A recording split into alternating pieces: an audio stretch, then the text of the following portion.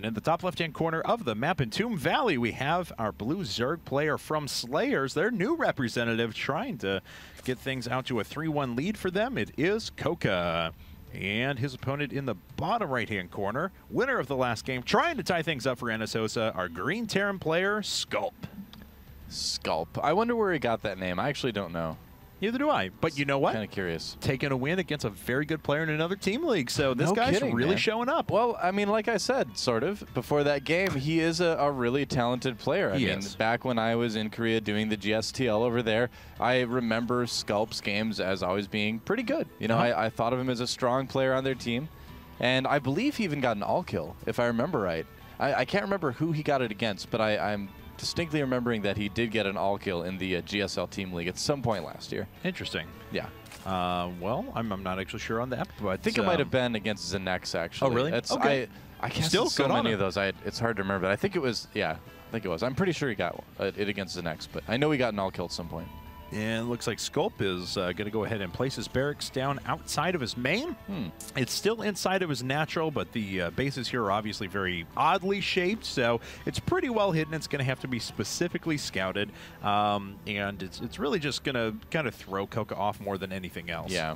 And that's what a lot of Terran players in Korea and the rest of the world, too, now do like to do. They just like to kind of hide things just for the sake of messing their opponents up a little bit.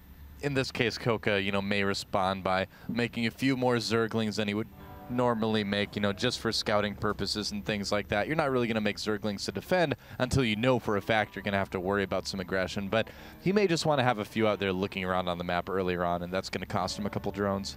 A little interested, though, why SCULP didn't decide to, because he well, not proxy, but he put his barracks really far away. Yeah. He actually had the time to legitimately build a 16th SEV before the orbital command came up. So I guess it was just more force of habit than anything else, and he just stopped on the 15th SEV, but he certainly had time to put one in there. Yeah, it's just the rhythm that you get into. You know, you're used to, your hands are used to hitting certain buttons a certain number of times in the very early game. So even though he may not have factored in the time to build that barracks on the low ground, he still kind of went with the same SCV count that he's used to. And you know, pretty much anybody out there that plays a lot of SC2 kind of knows what we're talking about with that, where you just kind of get used to doing things one way and you get delayed a little bit. Interesting. And CoCa, he takes control of the Zelnaga Tower, knows exactly where his opponent is, as that Marine decided to run up from the bottom right-hand corner. So he backs away, and SCULP has not scouted his opponent yet, but will be able to find him here. I think this is a forced cross-spawn version of Entombed Valley. That's why I was mentioning that, but those players were certainly not scouting as if to find out where their opponent was. Most tournament versions would be, and look at that, a very fast third command center. This, again, you know, is one of the two styles we see a lot in Terran versus Zerg. I was actually talking about this a little bit on my show before the Team League broadcast started, in that there's kind of two major styles sort of evolving right now in TVZ. One is mech, the other one is to go for this very, very quick third command center and then just power out a ton of Marines. Go for that sort of MVP SC style of doing things that, you know, players like Gumiho kind of picked up later on, and MMA and Polt, you know, all like that very, very heavy Marine style. Hey, I've seen this even turn into mech with the quick 3 base as well. It can every once in a while, but it's definitely not as safe. And it looks like the Zergling thought he was going to be able to get on through there, but he has stopped. Neutral supply depot is gone, and good riddance, I tell you. Yeah, man. That was not a SCULP supply depot. That was just a neutral supply depot. Who knew? Who knows what built that? You know, that might have been left by bit by bit. That would have been the only supply depot he built if he played on this map. Did he make structures before he pulled SCVs? I don't know. Well, he made supply depots. He needed at least one. Guess that's true. Did have to have one. Yeah. That's actually, I find now, like, bit by bit's legacy is that he just leaves neutral supply depots on all the tournament maps. I think that's what it is. I think that's where they're from. We finally discovered it. Those are actually bit by bit supply depots. He made one. I've contributed something to the StarCraft community. That's right. That's it. I should go back and watch those games. I bet they'd be really entertaining now. I'm sure they would. I'm sure you'll claw your eyes out, too. No. There is a third hatchery down for CoCa at the moment, though, and he does decide to double gas afterwards. So this is actually 3 hatch, no gas for a bit, and he did decide to go for 4 queens out of this, so he'll be able to start that creep start with a ton of active creep tumors, as we already see starting to just kind of dart out across the map. Well, really, 3 hatch, no gas should become the standard in both ZVT and ZVP for the most part, because now that Terran players aren't really able to do as much damage early on, they're going to be going for these fast 3 command centers very quickly, So if Terran's going for a fast 3 base without putting a lot of pressure on, there's absolutely no reason why Zerg needs to get that gas very early. You can go ahead and take those 3 hatcheries, and you know, we're going to see CoCa be just fine with this. And so get ready, guys, because this is going to be, you know, how TVZ is for a while. And it looks like this starport just about finished up here. There is a tech lab off to the right-hand side. Wall. We'll see if this gets switched over in a second. Yeah, I don't think a Baneling bus is going to kill him or anything quick along those lines. So they have to get through the natural first, but CoCa, yeah, definitely not going to be able to get into the main with anything like that.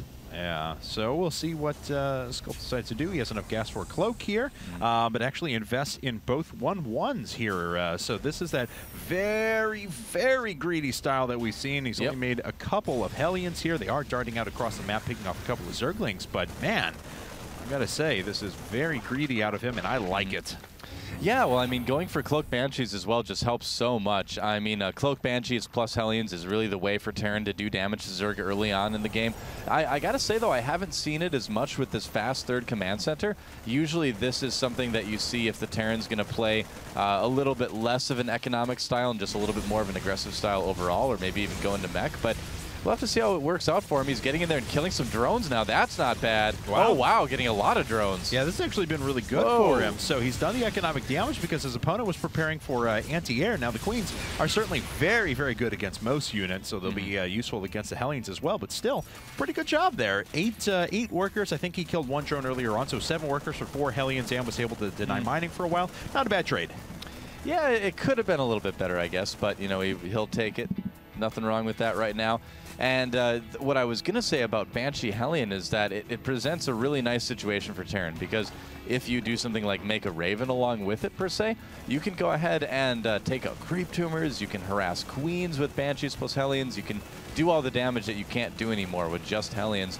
And I wonder, oh, interesting. Okay, that's just a very, very fast armory for 2/2, obviously. Yes, because he did start that 1/1 so early on. He decided to cancel his cloak as well, which I think was a good choice. That makes sense. Yeah, eventually he'll swap this around and be able to put down a reactor on the starport here in a bit. But as we can see, CoCa's creep spread very, very good. He's going for a 4th hatchery as well. So, and he's playing towards pretty late game, as we do see the infestation pit just about to hit. So he could go into hive tech pretty much as soon as he wants. Yep. Just to touch real quick back on what Sculp was doing too. I mean, I kind of, and I was a little bit surprised about him going for Banshees. That's the reason why. You know, we saw him have to cancel Cloak because he realized that at that point it was too late for even Cloak Banshees to really get in there and do any damage. And I feel like if you go for Banshees at the timing that Sculp did, you're going to find yourself not really being able to do a lot with them, which is why you see a lot of other players skip it. So just kind of a little anecdote about TVZ there as well. A little push coming across the map right now for Sculp, but honestly, CoCa should see this and laugh, man. He should be ready, no problem. And look at this, surrounding it right away with Lings. He's got Queens there as well, and this was not maybe the best idea from Sculp. I mean, I thought maybe it was just trying to scare a couple of units there, something like that, then pull back really quickly, but it never really ended up working out that way. Very nice target fire, though. Ends up picking off 1, then 2 Banelings. I gotta say, he's actually done a pretty, even if he loses all of these units here, he did lose 1 tank. That was a big benefit, but he traded a lot of units for those, and back at home, he's been able to full wall himself off, and he's just moving into just absolutely mass Marine production. Well, Sculp just helped us demonstrate just the strength of Zerg in the early game right now. Look at that creep spread from CoCa. It's insane. We're not really in the early game anymore, but we're still, I mean, look at that creep spread. It's so far. And what Sculp did was a perfectly normal thing to do in TVZ. You push out with just that little force, try to get them to make some more units, and then pull back. That force was never meant to fight anything, but CoCa's creep spread was so far out there. And look at this. It's happening again, that CoCa just is able to take advantage of this. We'll see now with the tank sieged up as well if these Zerglings are going to get driven away, and it looks like they will. So supply gap about what you would expect at this stage of the game between the two players. I mean, I do love saying that too, because their macro has both been very, very impressive, especially CoCa sitting on those 4 bases now with hive tech and that Spire about to finish up at the same time. Yep. Yeah, Terrans are going to need to play the matchup in a very, very different manner now, and Sculp not quite changing things up all that much just yet. In fact, he doesn't really have as many barracks as you see a lot of Terran players make in this situation lately. He's making a few more now. He's adding on 1 at the moment. He just added on a couple before that. So he's catching up, but he doesn't have that huge, huge, overwhelming Marine force that a player like, well, Taja, for instance, from yesterday would.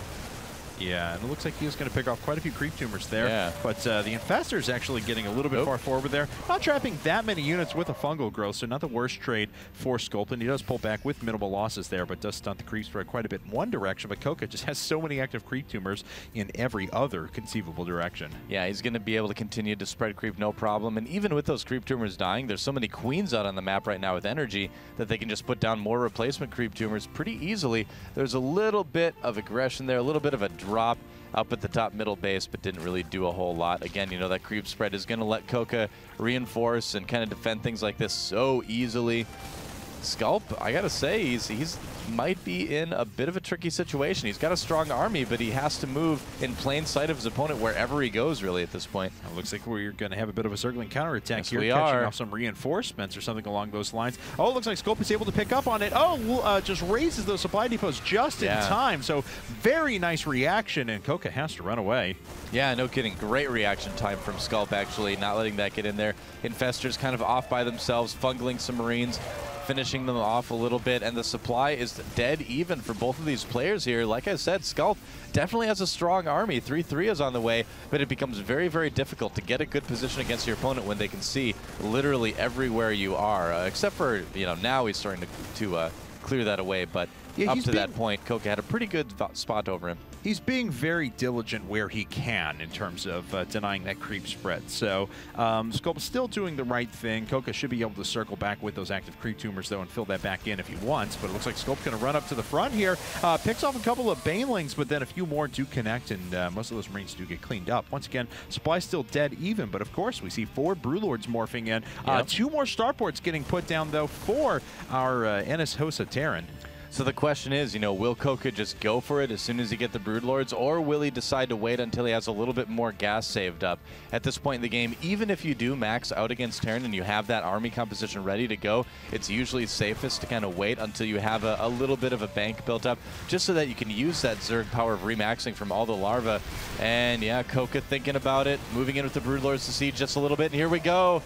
16-minute Broodlord's pretty good, actually starting to rain down death from the skies. A lot of Infestors behind that as well. The Infestor protection is so impressive from CoCa. I mean, especially at this stage of the game, you usually sacrifice a few of those to be able to get up those Broodlords so quickly. But a very nice job, and Sculp not even going to be able to pick off one of those. Yeah, it came to be a little bit close there, but with good Infestor control, CoCa should be able to just continue to push Sculp back. I mean, Sculp really can't be sieged up against Broodlords, and once the count gets even higher, it's going to be very, very difficult for him to keep up with this. Sculp, though, not giving up, pushing out across the map. He's got a pretty good spread. Oh, the Infestor's getting a little bit too close. One goes down. Yeah, headbutting a little bit there and wasting some energy on really nothing. Pretty much. So the question is, you know, will CoCa be able to have enough Broodlords out and have enough Infestor control to kind of stop the push from Sculp? Because there does come a time fairly quickly in TVZ where you do have to just unsiege and run for it. So Sculp is going to need to get out as many Vikings as he possibly can in the near future to handle that sort of situation. Well, there's now 8 Broodlords up against, and 5 Corruptors, I should say, against just 5 Vikings. But of course, he's producing 4 at a time. Big Zergling counterattack on the left-hand side, but it looks like that is just going to be immediately cleaned up. Yep, if that hadn't been a planetary, it would have gone a little bit better for him. Obviously, those poor Zerglings, they're just running everywhere, getting hit by tanks. Things not going well, but things going pretty well for Sculp here at this point. Yeah, they are. Not migrating those against the Banelings, really, but doing some damage regardless. Looks like he's more worried about what's happening in the middle of the map, so decides to move up, and it looks like the Corruptors are eventually going to drive him away. These Marines continuing to do damage. A lot of economy actually getting denied over at the top right-hand corner. Yeah, no kidding. And the Marines getting up on the Broodlords. They have to get fungled before they do too much damage. There are a good amount of Corruptors out as well. Yes, there are. And it looks like just one of the Broodlords. Now, 2 of the Broodlords have fallen, and a ton of Marines have gone down. Some of the Infestors have been reduced to nothing, though. They got a little bit too far forward, and the tanks weren't under siege yet, so they were able to be picked off. Yeah, a lot of infested Terrans had to be thrown in that engagement as well, which isn't the best situation ever for CoCa. There's still units up at his top right base doing damage as well. Only 3 Marines at this point, it looks like. But they get the hatchery. Whoa, what is CoCa thinking? Yeah. Why didn't he respond to that? It would have been so easy to beat, but it just seems like his multitasking is being so hampered right now by the push from Sculp that he just couldn't afford to take the time to handle it. And so Sculp finds himself in a pretty good spot now. I mean, everything that's coming out is anti-air. He's already up to 11 Vikings and 13 Marines being produced at a time, and he's being smart now and reinvesting back into his siege tanks in case we do have the inevitable Broodlord switch, or he goes over to Mass Lings afterwards. Oh, another Infestor just being killed in the middle of the map for nothing. Yeah, things kind of falling apart a little bit for CoCa. He hasn't lost the game yet by any stretch at all, but you know, his pushes so far and his defense just has not been as stellar as we're kind of used to, I think. Yeah, I mean, we'll see if he can pull things together, though. We know that certainly anything is possible on this map. Yesterday, we had an hour and 10-minute game where we thought Hero had things locked up, and just didn't end up working out all that well for him. So Planetary Fortress going to prove to be pretty effective there. A lot of SCVs are going down, but at the same time, big engagement towards the top of the map. A few units being fungled out. Units actually coming around from both sides now. The Broodlords are out in mass. There are still 14 of them, as a matter of fact, but all the Infestor cover has gone down, and the Corruptors have fallen as well. So even though a lot of units on the ground will fall, nothing can stop these Vikings, and the Broodlords are just going to go down one after another. 8 more Corruptors on the way. CoCa knows this, so he's willing to sacrifice some Broodlords against a smaller Viking count of his opponent. As soon as the Corruptors come out, things are going to really change, and here they come right now. He needed to do that damage with the Broodlords, needed to kill that ground army before it got too out of control. He does have the supply lead, but he is going to need to pull back and regroup just a little bit here until he has more Corruptors. Yeah, and it looks like those Vikings were taking out units pretty well on the ground. And Marines even getting up and fighting some of the battle as well. So this is just kind of a continued tug-of-war back-and-forth struggle at the moment. Sculp, though, has to make sure that he's engaging with all of his Vikings at the same time. Otherwise, he loses that critical advantage. And I think because of that little misstep there, may have lost it altogether. I think so. SlayerS CoCa, I mean, he's got a lot of Vikings to deal with yet, but the ground army is just getting absolutely destroyed for Sculp. Here comes more Lings and Banelings. And I don't know, it all depends on CoCa handling those Vikings, but I think he may be able to take this game. Yeah, it looks like he's starting to overrun Sculp now, so a huge turn of events. Sculp looking so good just a second ago, but a little bit of a misstep in that air war there, and things just kind of completely turned around on him. Yeah, I mean, it's a situation where the opening that Sculp did, that late Banshee opening, really wasn't able to do damage, and that kind of gave CoCa the breathing room he needed to go for that very, very fast 3-base Broodlord tech. And, you know, basically unopposed. CoCa really didn't have to worry about a whole lot throughout that whole thing. So then Sculp was kind of constantly playing catch-up tech-wise that entire game. So even though he did get that 4th base and was able to kill the 5th of his opponent, he's still kind of been playing from behind to a certain extent all game long. So now we see, let's take a look at the economy for both these players. Basically even mineral income, but the gas income does greatly favor CoCa at the moment. And Sculp's harvester count down 24 to his opponent. So army size is not all that different between these two players. CoCa not finding a way to be able to press his advantage, just sitting back and taking the whole map. Yeah, that makes sense. I mean, as a Zerg player, you generally don't want to be terribly aggressive unless you know your opponent is just going to have the perfect composition to do damage to you otherwise. So CoCa perfectly fine with what he's doing right now. Killing out some units here. Yeah, but not doing a whole lot. No, not going to get a whole lot done. Don't even think he got a mule there. He got a couple pretty low, and he does deny some mining time, but that's about all. And Sculp, you know, very protective, and I really like that as well. If it's not a planetary, he's always got bunkers defending it no matter where it is. So I think a lot of players could learn that sort of diligence, actually. Oh, here comes the drop right now from Sculp. And will he be able to do much damage with it? That's the question. How quickly will CoCa respond? Because that is not enough Zerglings for that. I'm sorry, CoCa. You're going to need a little bit more than that. Yeah, that's absolutely right. A couple of Marines going down as they drop out, but now that's all done. Oh, the Corruptors. If he's able to pick off those Corruptors, it'd be pretty big for him. It looks like he's going to go after these Spine Crawlers for now. Now finally picking off a couple of the Corruptors. He does manage to snipe 2 of them out. He's going to lose the rest of his forces, unfortunately, but does a little bit of damage at the same time, but he attacks off to the left-hand side. Yeah, CoCa pulled way out of position by those drops, and Sculp is going to come in and kill this base. No problem. Making a bit of a comeback here. Really good decision making by Sculp, drawing his opponent out of where he wanted to be. It's pretty good. Yes, it is, and that air contingent is once again very powerful. That's a fair number of Broodlords and Corruptors still, but Sculp is certainly still in this. As we can see, he's got a total of 72 Marines and 8 Vikings on the field. He's going up against 14 Corruptors. He needs to do damage to the Broodlords, and quick, his manages to pick one of them off. A few of them are actually taking a little bit more damage. The Corruptors are going to be able to win the air war, so it's going to be up to the Marines to be able to fight that back, and they are doing an admirable job, but unfortunately, once again, it's just not enough. Yeah, this could be the final battle battle of the game right now, and so far, CoCa taking a bit of an advantage in it. More Marine reinforcements coming in, and one Broodlord immediately taking out as it's morphing. Are there enough Marines for Sculp? Oh, good fungals hitting the rest of the units down there, but the Marines continue to stream in over and over again. The Broodlords are just absolutely crushing face, though, so much so that the Corruptor count isn't even being really weakened. That's right. SlayerS CoCa on the verge of winning this game right now. Sculp just does not look like he's able to get the right army composition to handle his opponent, and now CoCa can move over that really deadly area right above the base, over that ground where there is a bit of a gap. And some Marines coming in and doing some damage here. CoCa getting a little bit sloppy, but I think the numbers are just going to be too high. Oh, they are, but I mean, still, that was not exactly the way he wanted to handle that engagement. No, we generally want to be a little bit more careful about doing things like that. Yeah, as there are still 10 Broodlords up, and yeah, I mean, if this base goes down, it's probably going to be curtains, but he can hold on there for a little while at least. The Banelings are morphing in, though, ready to push in. A couple of these Broodlords are going to fall. It looks like 2 more. No, just 1 more going down. Yeah, the nice thing is that CoCa, again, you know, does have that little ravine behind him to kind of fall back to, and GG, he doesn't need it anymore because that's the end of the game. SlayerS CoCa taking out NSHoSeo Sculp. Yeah. Bringing SlayerS to a 3-1 lead. That's right.